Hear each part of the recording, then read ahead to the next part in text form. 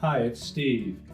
Today we'd like to show you how to change the front drum glide kit on your dryer. It's a really easy repair. Let me show you how we do it. Now before we begin this repair, the first thing we'll need to do is to disconnect power to the dryer. So either locate the electrical panel, turn off the appropriate breaker, or remove the appropriate fuses, or pull the dryer far enough forward that you can unplug it. We'll also need to pull that dryer out somewhat so that we can lift the main top to access these components. Now with the dryer pulled slightly forward, our next step will be to raise the main top so that we can access these components. Now what you'll want to do is make yourself up some type of a lanyard to support that main top while you're doing your repair. So either use a small piece of light duty chain or some heavy cord. Next we'll take a thin putty knife. We'll come in that gap between the main top and the front panel. Locate the spring clip that secures that. You'll feel the resistance of that spring clip, so just depress it, lift up on the top, and then just hold that up there for now. We'll do the same on the opposite side.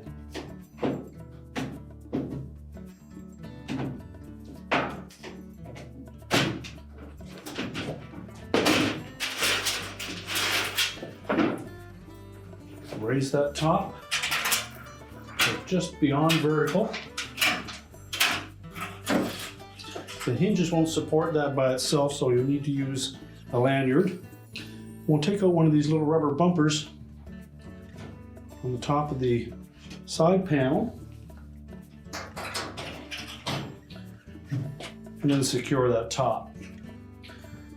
Now once we've done that, we'll next disconnect the wire harness retaining clip from the top of the front panel. And then we'll remove two 1/4-inch hex head screws that secure that front panel to the sides of the cabinet.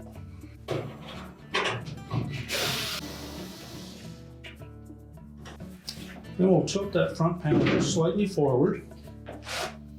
We can access that door switch at this point. We're simply going to lift that away from the bracket that secures it to the front panel. Just spread the little tabs on both the top and the bottom of the switch to release it, and then we'll just tuck that out of the way. We can then lower that front panel, and then we'll lift it off of the two hooks that secure it to the base frame. And we're just going to set that aside and then go do our repair. Now with the front panel removed, our next step will be to get that drum out of the way. And to do so, we'll need to release the belt from the idler and motor pulleys. So we're going to reach in on the right hand side here. So you locate the belt, and then the idler pulley, and right below it will be the motor pulley. So if we pull that idler towards the right, release the tension on the belt.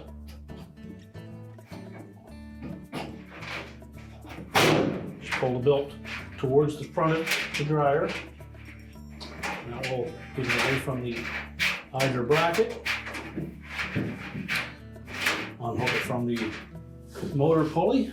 And we should have about that much slack in the belt. So what we'll do next is we'll use that belt to support the weight of the drum. We'll lift it up and pull it right out of the cabinet.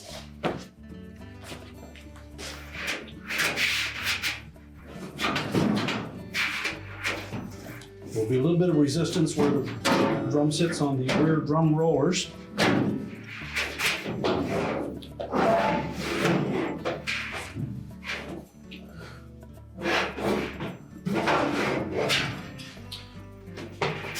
So we'll simply take that drum and the belt and set them aside. Now when replacing the glide on the right hand side, pull the right end of that glide up out of that slotted opening.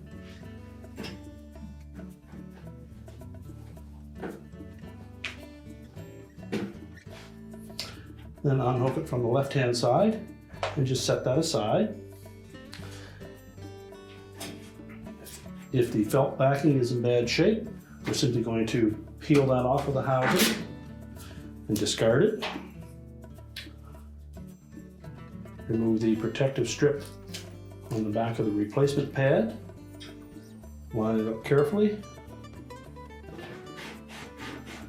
and adhere it to that housing.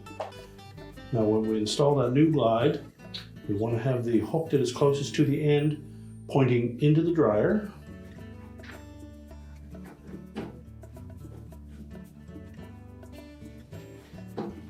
And make sure that the notch that is facing forward catches on the edge of that tab. Then fold that on top of the felt pad, tuck the right hand end down into that slot. And if you're replacing one of these glides, you should replace the opposite side as well. And now we're ready to put the drum back in. Now when placing the drum back in the dryer, we want to make sure that this lip at the rear captures both rear drum rollers. So supporting the weight of the drum with the belt, we'll fit it between the sides of the cabinet. You may need to spread those just slightly.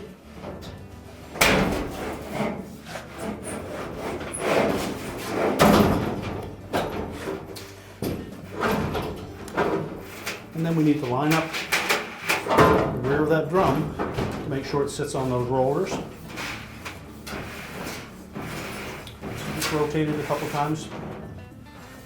Check inside, make sure it's sitting flush on that drum seal. Then we'll line up that belt with the marks that were on the drum. And then we're going to reach in and reattach it to both the idler pulley and the motor pulley. So reaching in on the right hand side, just grasp the belt, locate the idler pulley, lay that belt out over top of the idler pulley,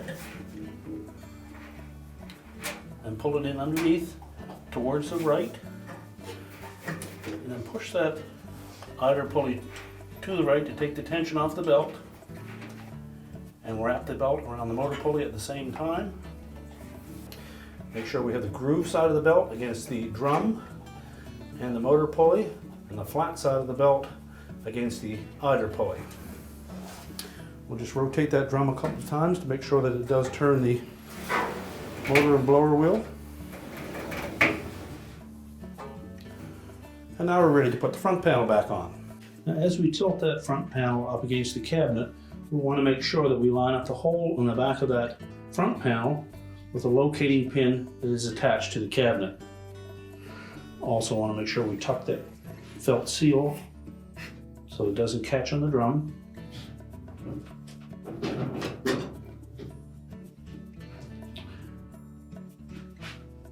And once it's in place, we'll install one of the mounting screws, and we'll do it on the opposite side that the switch is on. Well, that'll hold the front panel in place. We'll go to the opposite side. Again, we need to make sure that we line up that locating pin with the hole in the cabinet. But before we press it up against the cabinet, we're going to take that switch and locate it in that spring bracket on the front panel. Now the easiest way to mount that is to open the door completely, and that will allow you to be able to manipulate that spring clip. Just spread them slightly, line up the push button with a hole in the front panel, and then snap it into place. Make sure that that clip captures both the top and bottom of that switch. You can then close the door up. Again, we'll make sure that that felt seal is outside of the drum area.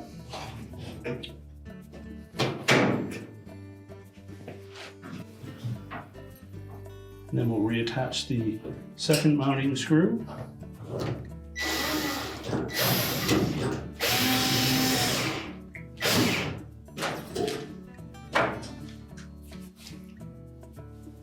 Now next we'll take that harness retaining clip, we'll tuck that into the opening in the top of the front panel, snap it into place, make sure that the wires are away from the drum.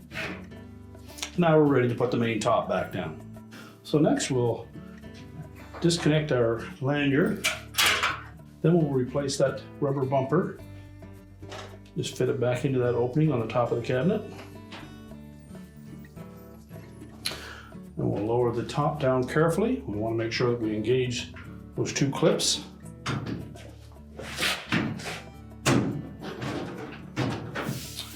Now we're ready to push the dryer back into position. With the dryer back in place, we're now ready to reconnect the power, and your repair is complete.